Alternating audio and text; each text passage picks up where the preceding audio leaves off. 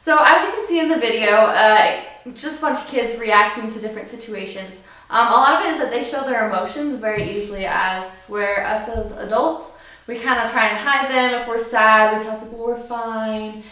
We just like that kind of stuff. And so when it comes to children, if they're upset, you know they're upset. They're crying, they're bawling, even if it's like the littlest thing, you know that they're upset because their emotions and everything show it. With that, we'd also like to talk about our main points, which are progression, managing conflict, and then identity and perception. Sweet. Okay, so the first one is progression. And so one thing that we noticed is the kids, depending on the age that they were, they acted differently and they had to communicate differently depending on their age.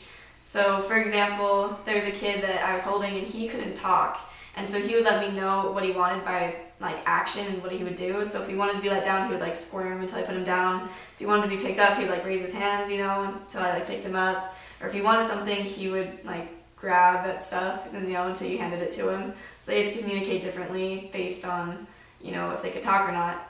And also the kids that could kind of talk but you couldn't make out what they were saying, they kind of had to figure out how to let you know what they were trying to say by their actions as well.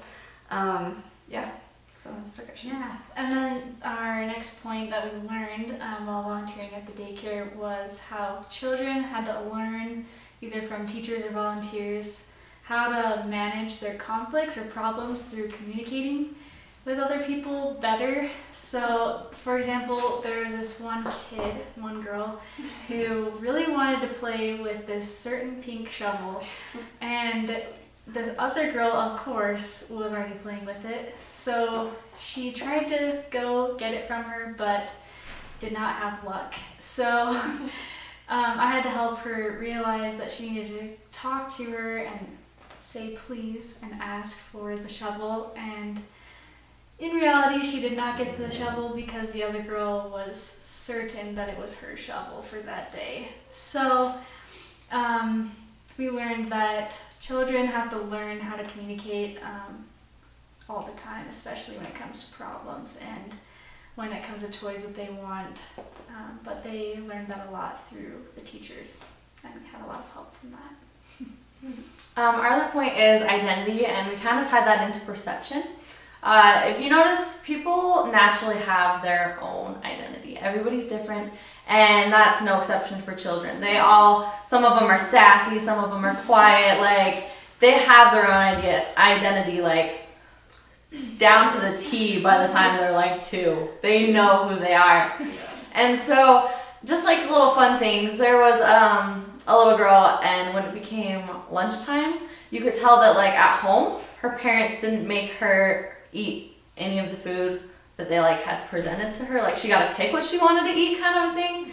And so whether that was just chicken nuggets or just mac and cheese, and she didn't want to look at the broccoli or touch broccoli, they wouldn't make her eat it. And so when it came to daycare time, she would not eat any of the food, and so she would just kind of starve. But that's just her person and the way that she grew up in her house. And so identity has a lot to do with that. There's also other kids that are really quiet and they're content on playing with themselves, and you can tell that they might have older siblings or younger siblings that aren't as close in age, or there's the children that are really interactive and love playing with kids. It's just kind of the way that they share and interact. You can tell kind of their family life. And then as for perception,